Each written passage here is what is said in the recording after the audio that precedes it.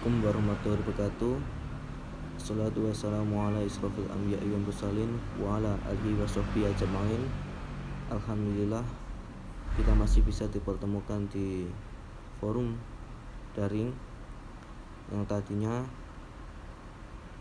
luring, tapi dikarenakan musim hujan atau sudah waktunya rendeng, jadi kita di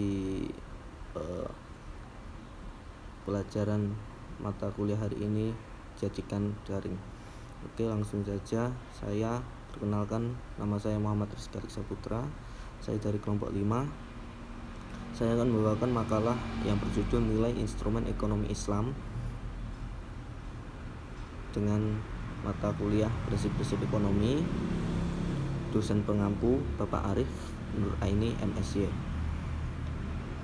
Nantinya untuk materi pertama saya juga membawakan membaca, yang kedua bisa dilanjutkan Ibu Rasmi atau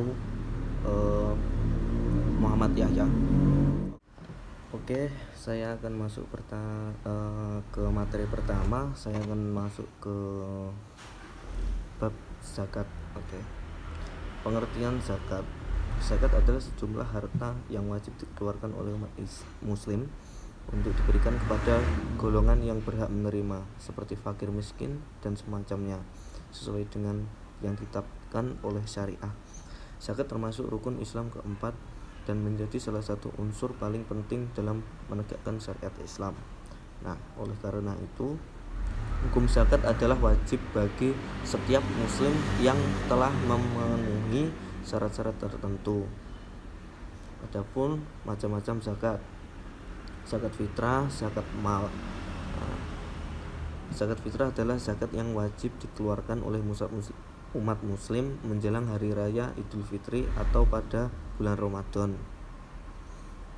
Zakat mal adalah zakat penghasilan seperti hasil pertanian, hasil pertambangan, hasil laut, hasil perniagaan, hasil ternak, harta temuan, emas dan perak, dan lain sebagainya. Adapun zakat fitrah tadi, gimana cara untuk membayarnya? Zakat fitrah dapat dibayar dengan setara 3,5 liter atau setara dengan 2,5 kg atau 2,5 kilo makanan pokok dari daerah yang bersangkutan atau makanan pokok di Indonesia, namun maka yang dapat dijadikan sebagai zakat adalah berupa beras. Yang kedua, saya memasuki bab larangan riba. Umat Islam dilarang mengambil riba dan melibatkan diri dengan riba. Keharumannya yang sudah jelas bersumber dari beberapa surah di Al-Quran dan hadis Rasulullah SAW. Allah menghalalkan jual beli dan mengharamkan riba, dan setiap kegiatan usaha haruslah berdasarkan prinsip syariah atau kehati-hatian. Ada yang menyebutkan di dalam Al-Quran syarat riba berada di 4 surat, yaitu surat Ar-Rum, An-Nas, Al-Baqarah.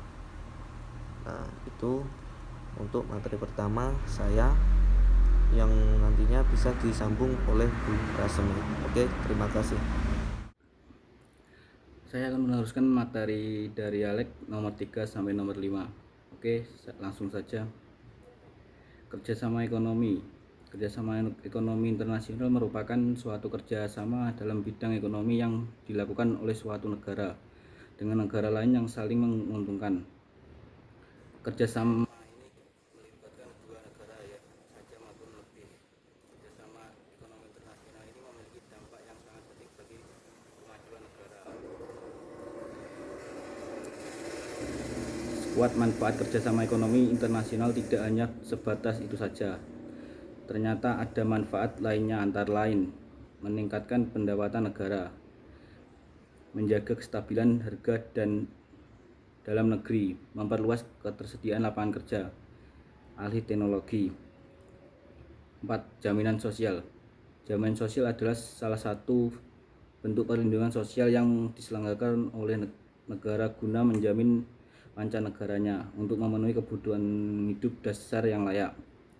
Sebagaimana dalam Deklarasi PBB tentang HAM tahun 1948 dan Konvensi ILO nomor 102 tahun 1952. Utamanya adalah sebuah bidang dari kesejahteraan sosial yang memperhatikan perlindungan sosial atau perlindungan terhadap kondisi yang diketahui sosial, termasuk kemiskinan, usia lanjut, kecacatan, pengangguran keluarga dan anak-anak, dan lain-lain.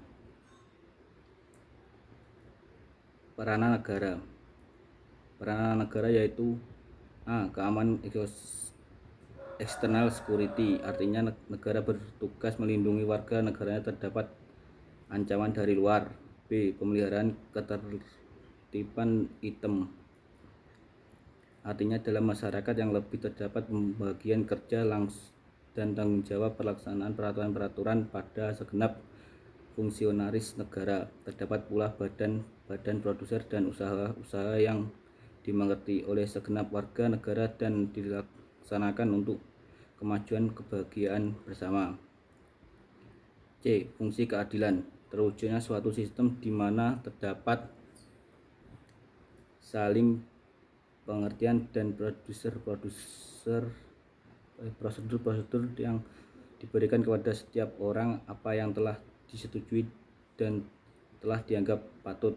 D. Kesejahteraan meliputi keamanan, ketertiban, keadilan, dan kebebasan. E. Kebebasan adalah kesempatan mengembangkan dengan bebas hasrat individu dan ekspresi kepribadiannya yang harus disesuaikan gagasan kemakmuran umum. Fungsi negara antara lain: melaksanakan penertiban. Untuk mencapai tujuan bersama, negara berusaha untuk menertibkan dan mencegah konflik-konflik yang terjadi dalam masyarakat. B. Mengusahakan kemakmuran kesejahteraan bagi rakyat. Fungsi ini merupakan fungsi hakiki bahwa negara berusaha untuk mewujudkan kesejahteraan rakyat. C. Mengusahakan pertahanan. Pertahanan ini diperlukan untuk menjaga berbagai ancaman atau serangan dari luar. D. Menegakkan keadilan. Upaya untuk menegakkan keadilan dilaksanakan melalui badan penegak hukum dan peradilan. Terus kesimpulan bisa dilanjutkan Ibu Rasmi. Terima kasih atas waktunya. Saya di sini bertugas menyampaikan kesimpulan dari makalah kelompok kami. Kesimpulannya, zakat adalah sejumlah harta yang wajib dikeluarkan oleh umat muslim untuk diberikan kepada golongan yang berhak menerima, seperti fakir miskin dan semacamnya, sesuai dengan ketetapan oleh syariah. Zakat termasuk rukun Islam yang keempat dan menjadi salah satu unsur paling penting dalam menegakkan syariat Islam. Orang yang mengambil riba, maka orang itu adalah penghuni neraka, mereka kekal di dalamnya. Kerjasama dalam ekonomi internasional merupakan suatu kerjasama dalam bidang ekonomi yang dilakukan oleh suatu negara dengan negara lain yang saling menguntungkan. Kerjasama ekonomi internasional merupakan suatu kerjasama dalam bidang ekonomi yang dilakukan oleh suatu negara dengan negara lain yang saling menguntungkan. Demikianlah kesimpulan dari kami. Wabillahi taufiq wal hidayah. Wassalamualaikum warahmatullahi wabarakatuh.